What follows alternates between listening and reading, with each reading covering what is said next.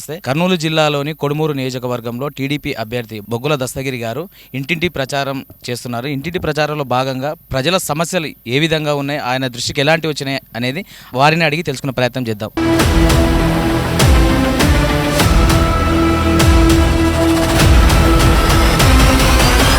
అన్న నమస్తేనా. ఇప్పటి వరకు మీరు ఇంటింటి ప్రచారం చేస్తున్నారు. ప్రజల సమస్యలు ఏవేమి మీ దగ్గరకు వచ్చింది? ఈ కొడుమూరు నియోజకవర్గంలో ప్రధానంగా నీటి సమస్య ఎక్కువగా ఉంటుంది. అలాగే రోడ్లు, అలాగే కాలువలు, చాలామందికి పెన్షన్లు కూడా తీసేయడం జరిగినది.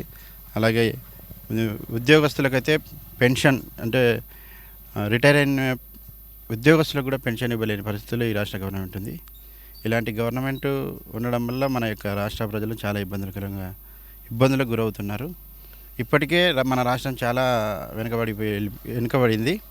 మన రాష్ట్రం ఇంకా ఇలాగే కొనసాగిందంటే రాష్ట్రంలో చాలా దుర్భరమైన పరిస్థితి ఏర్పడుతుంది.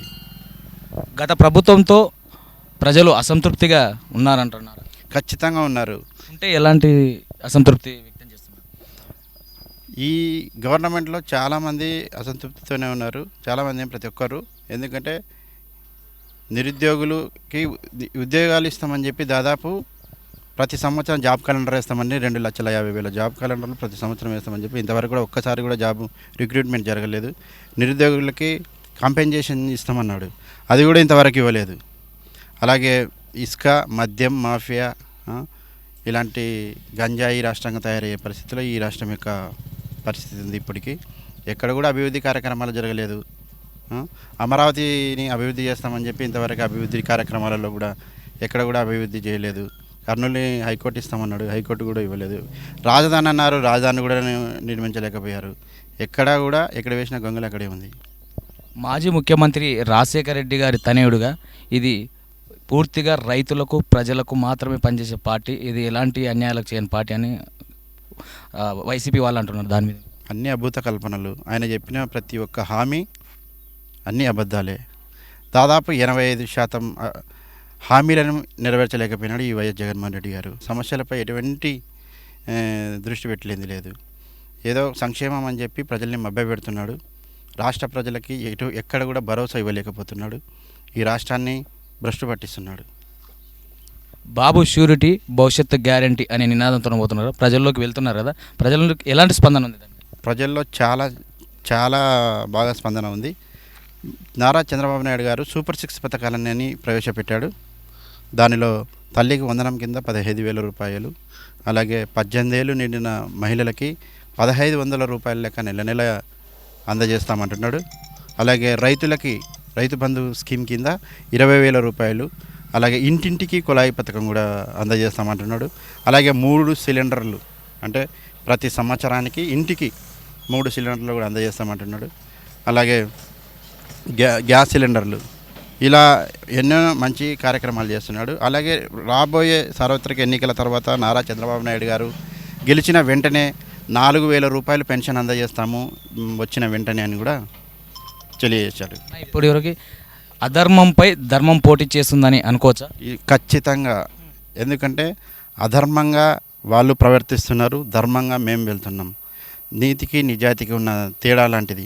ఇప్పుడున్న రాష్ట్ర గవర్నమెంటు అత్యధికంగా చాలా దళితులని, బీసీలని, ఎస్సీ ఎస్టీ మైనార్టీలని దోపిడీలు, దౌర్జన్యాలు, అరాచకాలు, హత్యలతో ఈ రాష్ట్రం నిండిపోయింది. దీన్ని అధర్మం అంటారు. ఇప్పుడు రాబోయే ఎలక్షన్లలో నారా చంద్రబాబు నాయుడు సీఎంగా చేసుకోకపోతే ఈ రాష్ట్రం అధోగతి పాలవుతుంది. అలాగే ధర్మం అధర్మంపై యుద్ధం లాంటిది ఇది.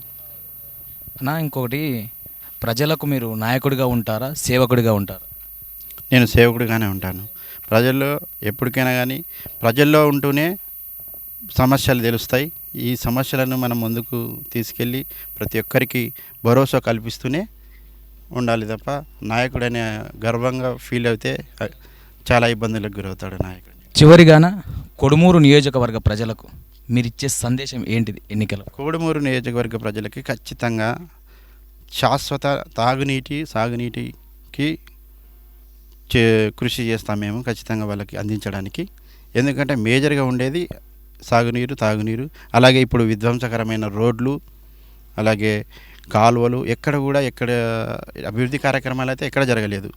రాష్ట్రం ఇక్కడ గూడూరు అయితేనేమి, బెలగల్లు, కోడుమూరు, కంపాడు, పోల్కల్లు ఇలాంటి ప్రతి ఎక్కడ వెళ్ళినా రోడ్లు మాత్రం మీరు కూడా వెళ్ళి చూడండి, చాలా అధ్వానకరమైన పరిస్థితులు ఉంటున్నాయి. ఈ రాష్ట్రాన్ని ఇలాగిన కొనసాగితే కష్టమవుతుంది. నారా చంద్రబాబు నాయుడు వస్తేనే మన రాష్ట్రం బాగుపడుతుంది. ఇలా మన యొక్క వైఎస్ జగన్మోహన్ రెడ్డి గారు ఈ పరిస్థితిని చాలా తీవ్రతరంగా చేస్తున్నాడు. ఇలా అభివృద్ధి కార్యక్రమాలు చేయలేకపోతున్నాడు. ఆయన ఒక నిరంకుశ తత్వం గల వ్యక్తి. ఆయన రాజారెడ్డి రాజ్యాంగాన్ని అమలుపరుస్తున్నాడు తప్ప రాష్ట్రంలో ప్రజాస్వామ్యబద్ధంగా ఎక్కడ కూడా ఆయన పరిపాలించలేకపోతున్నాడు.